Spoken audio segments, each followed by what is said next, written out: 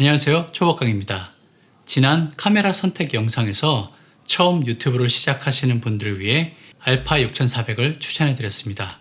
그 이후 DJI 포켓2, 고프로 10을 구매해 사용했고 추가로 인스타360 1X도 사용해 보았습니다.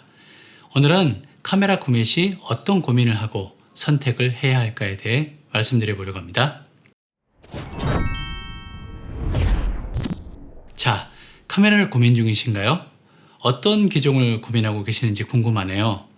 카메라에 관심이 있으신 분이라면 좋은 기종을 두고 고민하시겠지만 이제 처음 촬영을 하려고 하시는 분들은 도대체 뭘 선택해야 할지 고민이 많으실 거로 생각합니다. 기존 영상에서 카메라를 선뜻 구매하지 말고 가지고 계신 폰으로 촬영을 먼저 시작하라고 말씀드렸지만 오늘은 기왕 구매하기로 했다면 선택을 좀 더 쉽게 하기 위해 말씀을 드려보려고 합니다. 제가 사용하지 못한 기종에 대해 말씀드릴 수 없기에 가지고 있는 것 중 말씀드리려고 하며 개인의 주관이 팍팍 담긴 거라 참고만 하시기 바랍니다. 짧게는 2달부터 길게는 1년이 훨씬 넘는 기간 동안 사용하면서 느낀 점입니다. 먼저 만들고 싶으신 영상이 누가 봐도 영상미가 철철 넘치는 그런 작품처럼 만들고 싶고 예산이 고급 기종을 사기 어려운 분들은 알파 6400 번들셋과 짐벌 하나를 구매하시기 바랍니다.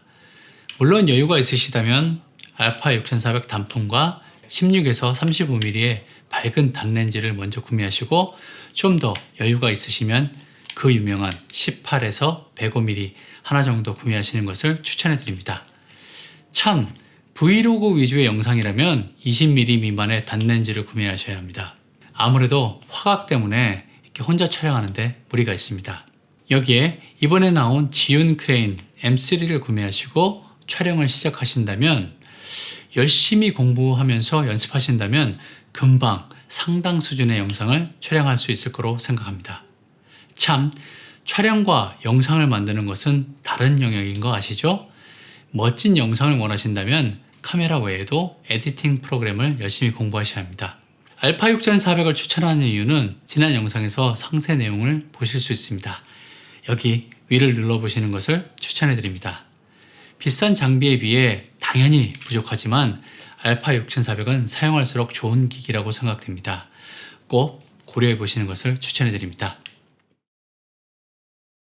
만약 여러분들이 만들고 싶으신 영상이 생활의 일상이나 여행 시 함께 가지고 다니는 카메라를 원하시고 속칭 bokeh가 확 날아가는 영상이 아니라면 가능할수록 작은 카메라를 구매하시는 것을 추천해 드립니다. 이 경우 고려되는 것이 액션 카메라류와 360도 카메라입니다. 여기에 소형 짐벌이 달린 DJI 포켓 등이 가장 유력한 후보가 될 것입니다. 사실 사용할수록 각 기기 간의 차이를 크게 느끼기에 모두 다 가지고 있으면 좋겠지만 당연히 모두 돈이 드는 일이고 최대한 가볍게 다니기 위해 하나를 선택해야 할 것입니다. 여러분들 중에 촬영에 대한 신경은 쓰고 싶지 않은 분도 계실 겁니다. 여행하신다면 여행에 온전히 집중하고 촬영은 신경을 안 쓰지만 기록은 어느 정도 남기길 원하는 분이 당연히 계시겠죠. 이 경우는 360도 카메라를 구매하셔야 합니다. 다만 5.7K가 일반적이고 그 이상은 가격과 크기가 커져 실용성이 떨어지기에 고려 대상에서 제외해야 합니다. 사실 360도 카메라는 선택의 폭이 그리 넓은 편은 아닙니다. 가장 손쉽게 사용할 수 있는 게 인스타360에서 만든 1X, 1R 등입니다. 360도 카메라를 선택하신다면 정말 여행에 집중할 수 있고 촬영에 신경은 거의 쓰지 않아도 됩니다. 하지만 불편한 점도 있겠죠? 화질의 저하와 촬영 용량 증가, 360도로 촬영된 파일을 원하는 장면을 뽑아내기 위한 변환 과정입니다. 화질은 화소수가 커지면 당연히 좋아지는데 앞에서 말씀드린 대로 비용과 크기 때문에 쉬운 일이 아닙니다. 인스타360 1X에 관한 정보는 여기 위를 눌러 확인하시기 바랍니다. 다음은 고프로입니다. 고프로는 장단점이 정말 확실한 카메라입니다. 하지만 장점이 너무나도 훌륭해 포기하기 어려운 카메라라고 생각되네요. 만약 여러분들이 주간 아웃도어, 액티비티에 관련된 촬영을 하고 싶거나 날씨에 영향을 받는 촬영 또는 물에 관한 촬영을 하신다면 액션 카메라를 구매하셔야 합니다. 제가 고프로를 구매했기에 고프로 기준으로 말씀드리면 조금만 신경 써서 촬영한다면 정말 멋진 영상을 촬영할 수 있으며, 제 기준으로 이렇게 애지중지하면서 다루지 않아도 되기에 항상 휴대하고 편하게 사용하기 정말 좋습니다. 하지만 이런 액션 카메라들은 스테빌라이저 기능은 소프트웨어적으로 하기에 특히 저조도에 아주 약점을 가지고 있습니다. 물론 스테빌라이징 기능을 끄고 외부 짐벌을 사용하면 되지만 이러면 배보다 배꼽이 더 커지는 경우가 발생하죠. 또한 방수가 되므로 상대적으로 마이크 수음에 불리한 점은 어쩔 수 없는 부분입니다. 이것은 고프로의 경우 외부 마이크를 연결해서 사용하면 되지만 부피가 커지게 되는 점은 아쉽습니다. 이제 마지막으로 DJI 포켓 2에 대해 말씀드리겠습니다. 개인적으로 액티비티한 촬영을 위한 목적이 아닌 단순 브이로그나 여행 관련 영상을 만들고 싶으시다면 포켓 2를 추천해 드립니다. 포켓 2는 기계적 짐벌이 달린 기기라 특히 헤드 부분을 조심하셔야 합니다. 쉽게 고장이 나지는 않겠지만 충격에 약한 구조는 어쩔 수 없습니다. 또한 바닥에서 올라오는 진동이 그대로 짐벌 헤드에 전달되기에 킥보드나 스케이트보드에 부착해서 촬영하는 것은 불가능한 것은 아니지만 멀미나게 딱 좋은 영상이 촬영됩니다. 그리고 작은 기기다 보니 부족한 이 배터리는 정말 아쉬운 점이죠.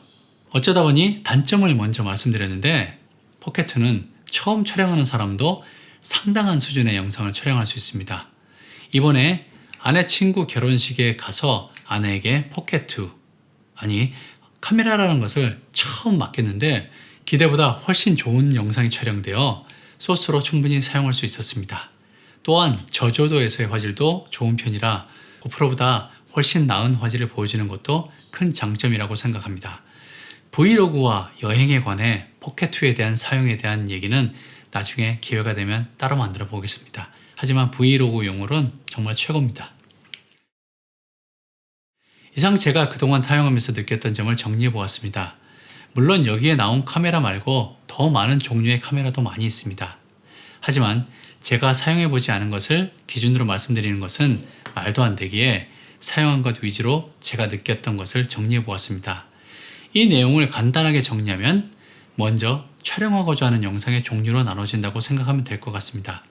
영상미가 넘치는 영상을 기준으로는 DSLR이나 미러리스, 그 외 소형 카메라들을 사용하면 좋을 것 같습니다.